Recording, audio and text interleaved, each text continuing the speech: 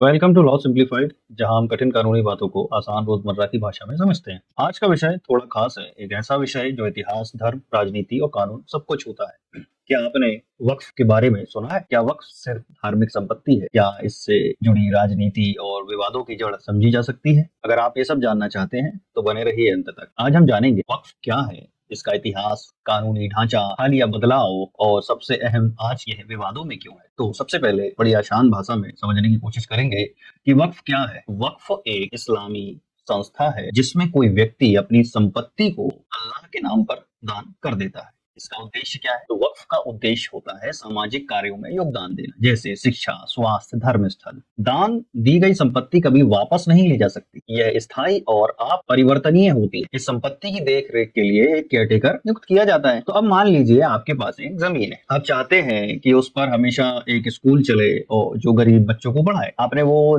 जमीन वक्फ कर दी, अब वो सिर्फ उस नेक काम के लिए इस्तेमाल होगी। इसका मतलब अब आप ना तो उसे बेच सकते हैं और ना किसी और मकसद से इस्तेमाल कर सकते हैं।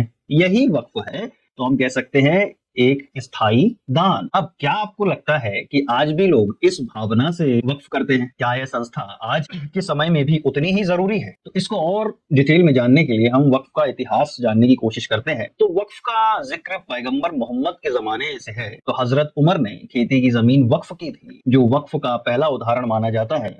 भारत में यह संस्था दिल्ली सल्तनत और मुगल काल में आई। उस समय कोई व्यवस्थित कानून था नहीं, तो मौलवी या स्थानीय समुदाय से संभाला करते थे। अब सोचिए, जब भारत में पहली बार मुस्लिम शासक आए, उन्होंने सिर्फ मस्जिदें नहीं बनाई, बल्कि शिक्षा, पानी, अस्पताल, कब्रिस्तान जैसी सुविधाओं के लिए भी संपत्ति वक्फ की। तो क्या आपको लगता है कि ये उस समय की सोशल सिक्योरिटी नहीं थी? अब हम वक्फ का कानूनी ढांचा ब्रिटिश काल से लेकर अब तक जानने की कोशिश करें। तो ब्रिटिश शासन ने पहली बार वक्फ को कानूनी ढांचा देने के लिए वक्फ वैलिडेटिंग एक्ट 1913 लाया। स्वतंत्र भारत में वक्फ एक्ट 1954 और बाद में वक्फ एक्ट 1955 बना। हर राज्य में एक वक्फ बोर्ड बना जो वक्फ संपत्तियों को रजिस्टर करता है, संभालता है और उनका रिकॉर्ड रखता है। अब आप सोचेंगे कि अगर वक्फ अल्लाह के नाम पर है तो इसमें सरकार कहां से आ गई? तो असल में विवाद, धोखा और गलत इस्तेमाल से बचने के लिए सरकार ने वक्फ बोर्ड बनाए।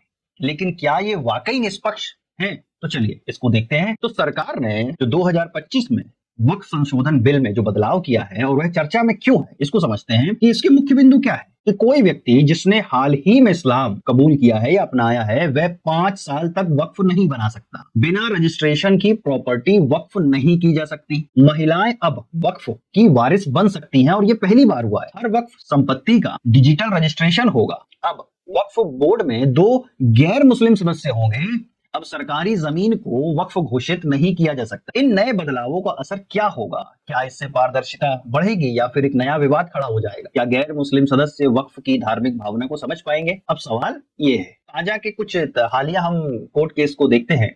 तो सुप्रीम कोर्ट ने 2010 में वक्फ से जुड़े एक विवाद पर फैसला दिया और इस केस का नाम है अनीस फातिमा केस, जिसमें कहा गया कि वक्फ से जुड़े जो विवाद होंगे वो वक्फ ट्रिब्यूनल में ही सुलझाए जाएंगे। 2023 में Punjab and Haryana high court का एक डिसीजन इसको लेकर आया कि जबरदस्ती किसी जमीन को वक्फ घोषित नहीं किया जा सकता। 2025 में गुजरात हाई कोर्ट का भी वक्फ को लेकर एक जजमेंट आया, जिस पर कहा गया कि वक्फ संपत्ति का दावा करने के लिए ठोस सबूत होना चाहिए। अच्छा, इन फैसलों से ये तो साफ है कि अब सिर्फ दावे से काम नहीं चलेगा, सबूत देना होगा। क्या इससे फर्जी वक्फ संपत्तियों पर लगाम लगेगी? सवाल ये भी उठता है। अच्छा, कई लोग कहते हैं कि वक्फ बोर्ड पारदर्शी नहीं, गरीब मुसलमानों को इससे फायदा नहीं मिलता बल्कि वक्फ संपत्ति पर कब्जा हो जाता है।